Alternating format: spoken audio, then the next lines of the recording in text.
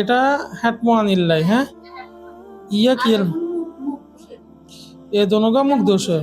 अच्छा, और ये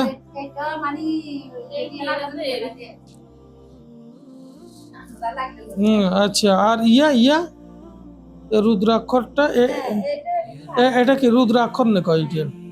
আর তাবিজ ইয়াতে কি আছে এটা? তাহলে এক নম্বর ইয়ে হচ্ছে হ্যাট মোয়ানির, হ্যাঁ ইয়া কি এলাই ইয়া মুখ দোষ লাগলে হাড়ি পড়ে যাব।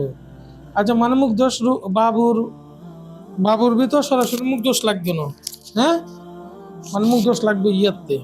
আচ্ছা, ইয়ে তো বাদামের মতো মনে হয়, ইয়ে কি আচ্ছা আদা ইয়াও কি মুখ দোষের ইয়া বমির?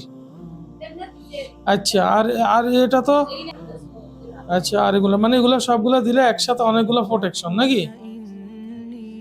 আরে তো উপকার পাইছেন না? আল্লাহর রহমতে উপকার পাইছেন না?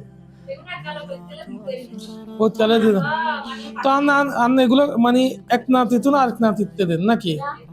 না মানে প্রত্যেক গেলে আলাদা আলাদা বলে। ক টাকা রাখছে এটা?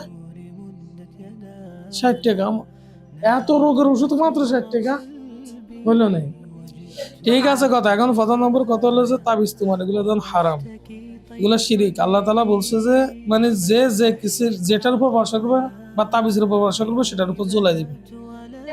তো মুসলমান হিসাবে হচ্ছে যে গ্যাস দেওয়া উচিত। আর নিজেও একটু চিন্তা করিয়েন, ওষুধে মানুষের সুস্থ করতে খবরই যায়, আর এখানেতে কেমনে সুস্থ হবে? হ্যাঁ